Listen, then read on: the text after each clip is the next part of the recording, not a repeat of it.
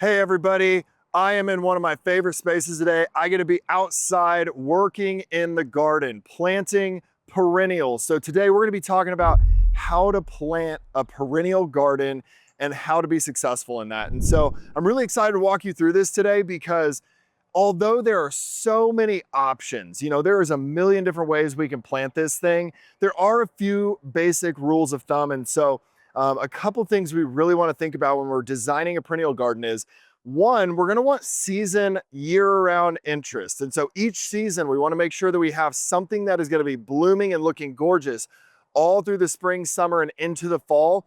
And so that way our garden isn't just done at the end of spring. Today, why don't you come with me? I'm going to show you how to lay this thing out. We're going to plant it together. We're going to get our fingers in the dirt. We're going to have a good time.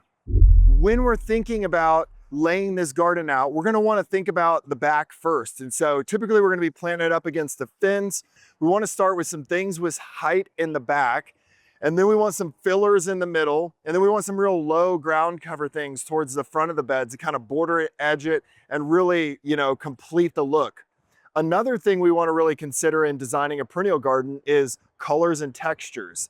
Right? If everything's just got a big green leaf on it, well, it's going to look kind of chunky. It's going to look kind of just stale. So if I can pull in some feathery, ferny, gray colored leaves into it, and some smaller leaves and some bigger leaves, and so some things that are going to break up that texture, that's going to be really helpful to make the garden bed more interesting and really visually stimulating.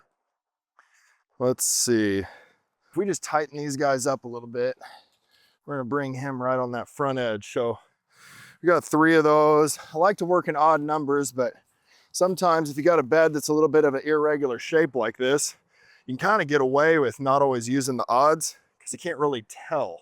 You can't really see the difference anyways. All right, last thing I'm gonna look at putting in here is this daylily. And man, I got this one, you know why? Because it's called Kansas Kitten. Isn't that cute? Kansas Kitten. It's a beautiful kind of pink fuchsia with a dark middle daylily. And again, that's going to be something that's just going to give a lot of interest throughout the summer. I think we're just going to bring him all the way down here to the end. He's going to be kind of our anchor point over on that end of the design.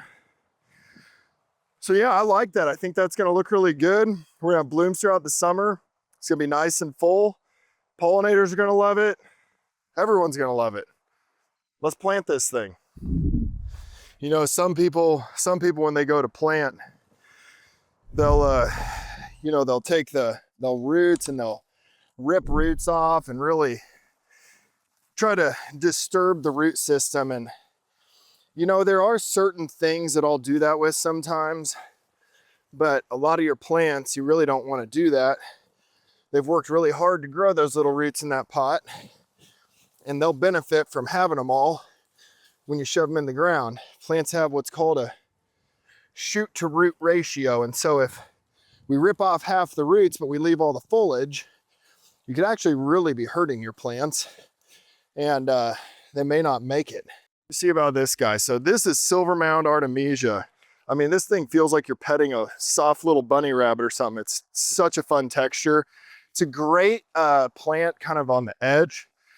Another name for Artemisia is wormwood. Some people know it by that, but silver mound is just such a cool variety.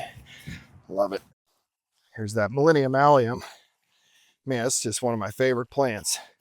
Have you been wondering recently, what am I missing in my life? Let me just tell you, it's a Millennium Allium. That's what you need in your life to complete it. Look at those roots growing out. They're all happy. Whoo, yeah, come on now. This is lavender. Oh my goodness. Smells so good. Budding up right now, getting ready to bloom. I'm excited for this daylily, this Kansas Kitten. Hey, look, there's a Kansas Kitten right there. All right, ladies and gentlemen, there is a beautiful perennial garden that's just gonna blow your mind all summer and into the fall right there. All right, so now everything's planted. Next step's gonna be putting some fertilizer down, right? Fertilizer is the key component to having beautiful, healthy, happy plants. And so I'm gonna throw some of our general purpose slow release. It's these little BB pellets, look like little BB pellets anyways. And you're just gonna do this about once every month to 2 months on perennials. Annuals, we wanna do it once a month, but this is really gonna help a lot, keeping them blooming, keeping them green and growing. So we're gonna throw some of this around them. Throw some on top of that aspen while we're here. Keep him happy. Then we're gonna mulch this up when we get out of here. Let's do it. All right, a little wrap up now that we got all of our perennials in the ground. One thing we're gonna wanna do is soak this bed in really good. I'm gonna set a sprinkler out here for really like an hour, hour and a half. I wanna run a lot of water on this and really deep soak it in. Being a perennial and being how we want it to root in deep, we wanna water really heavy when we water, and then we wanna let that top of the soil dry out so those roots will grow down looking for moisture. So, you know, after you get done, don't forget, water it in real good.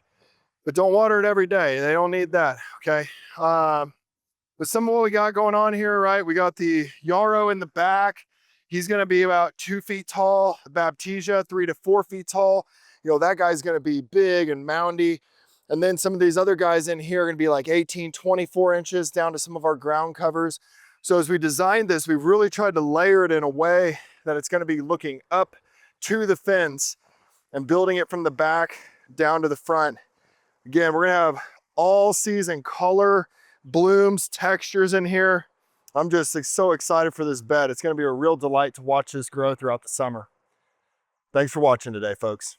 Hey, if you like this video, be sure to give it a thumbs up. That will help push it out to others. And if you wanna see more content like this, don't forget to subscribe and hit the bell icon so that you never miss an update. Thanks for spending time with us.